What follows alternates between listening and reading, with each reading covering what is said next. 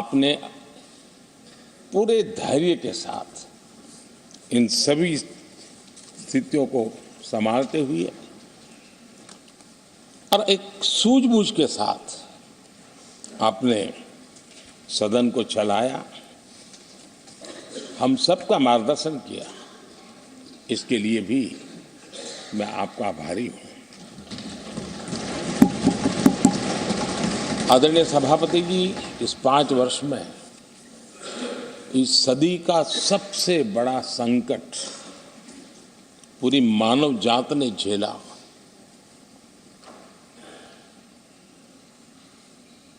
कौन बचेगा, कौन बच पाएगा, कोई किसी को बचा सकता है कि नहीं बचा सकता,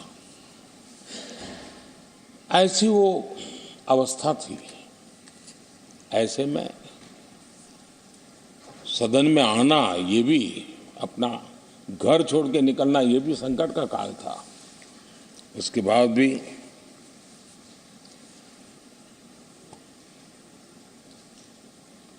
जो भी नई व्यवस्थाएं करनी पड़ी, आपने उसको किया। देश के काम को रुकने नहीं दिया।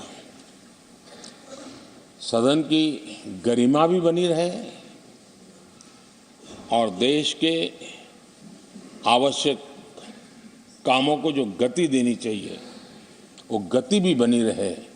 और उस काम में सदन की जो भूमिका है, वो रत्ती भर भी पीछे न रहे, इसको आपने बड़ी कुशलता के साथ संभाला और दुनिया के लिए एक उदाहरण के रूप में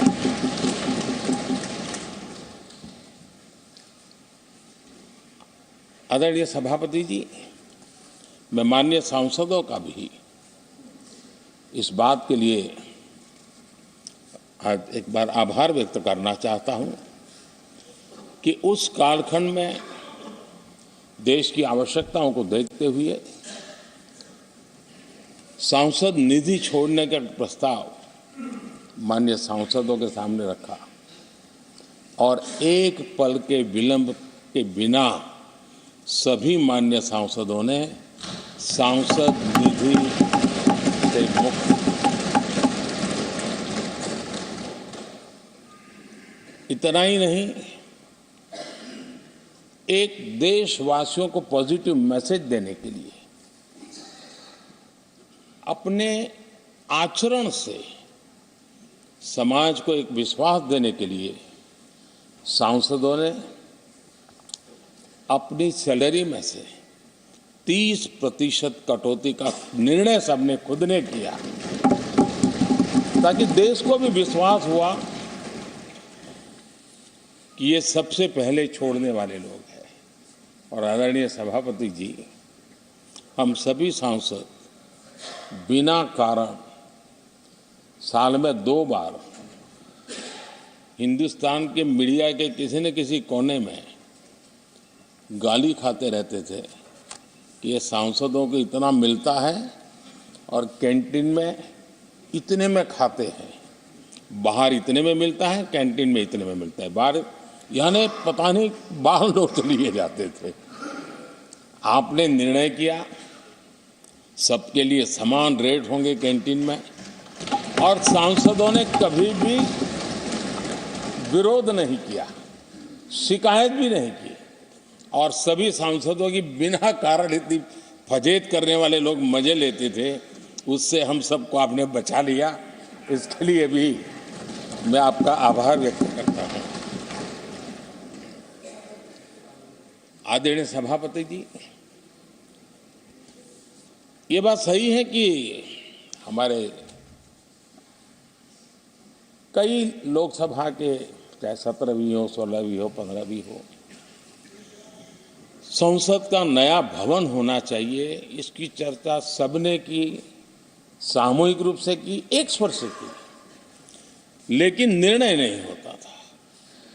ये आपका नेतृत्व है जिसने निर्णय किया, चीज़ों को आगे बढ़ाया, सरकार के साथ अनेक मीटिंगें की और उसी का परिणाम है कि आज देश को ये नया संसद भवन प्राप्त हुआ है। आदरणीय सभापति जी, एक संसद के नए भवन में एक विरासत का अंश और जो आजादी की पहली पल थी उसको जीवंत रखने का हमेशा हमेशा हमारे मार्गदर्शक रूप में ये सेंगोल को यहाँ स्थापित करने का काम, और अब प्रतिवर्ष उसको सेरेमोनियल इवेंट के रूप में उसको हिस्सा बनाने का एक बहुत बड़ा काम आपके नेतृत्व में हुआ है, जो भारत की आने वाली पीढ़ियों को हमेशा हमेशा हमें आज़ादी के उस प्रथम पल के साथ जोड़ के रखेगा, और आज़ादी की वो पल क्यों थी हमें वो याद रहेगा, तो देश को आगे ले जाने की वो प्रेरणा भी बनी रहेगी। उस पवित्र काम को आपने किया है। आदरणीय सभापति जी, ये भी सही है कि इस कालखंड में G20 की अध्यक्षता का भारत को मिली।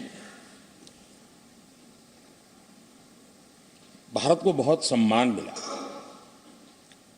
देश के हर राज्य ने अपने अपने तरीके से विश्व के सामने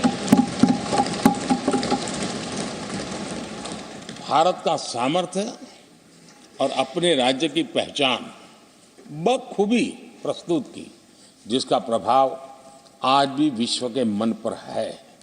उसके साथ आपके नेतृत्व में G20 की तरह P20 का जो सम्मेलन हुआ और विश्व के अनेक देशों के स्पीकर्स यहाँ आए, और मदर ऑफ डेमोक्रेसी भारत किस महान परंपरा को लेकर के,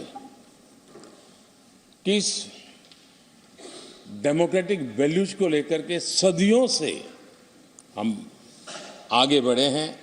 व्यवस्थाएं बदली होगी, लेकिन डेमोक्रेटिक मन भारत का हमेशा बना रहा है। उस बात को आपने विश्व के स्पीकर्स के सामने बखूबी प्रस्तुत की, और भारत को लोकतांत्रिक व्यवस्थाओं में भी एक प्रतिष्ठा प्राप्त कराने का काम आपके नेतृत्व में हुआ। आदरणीय सभापति जी, मैं एक बात के लिए आपका विशेष अभिनंदन करना चाहता हूं। शायद हमारे सभी माननीय सांसदों का और मीडिया का भी उस तरफ ध्यान नहीं गया है। हम संविधान सदन जिसको कहते हैं, जो पुरानी संसद, जिसमें महापुरुषों के जन्म जयंती निमित्त उनकी प्रतिमा को पुष्प चढ़ाने के लिए हम लोग एकत्र आते हैं, लेकिन वो एक 10 मिनट का इवेंट होता था और चले जाते थे। आपने देश भर में इन महापुरुषों के लिए वक्तृत्व स्पर्धा, निबंध स्पर्धा का एक अभियान चलाया। उसमें से जो बेस्ट ऑरेटर होते थे और बेस्ट एसेज होते थे, हर राज्य से 2-2 बालक उस दिन दिल्ली आते थे, और उस महापुरुष की जन्म जयंती के समय, पुष्प वर्षा के समय वो मौजूद रहते थे, देश के नेताओं को, और बाद में वो पूरा दिन भर रह करके उस पर अपना व्याख्यान देते थे। वे दिल्ली के अन्य स्थान पर जाते थे, वो सांसद की गतिविधियों को समझते थे।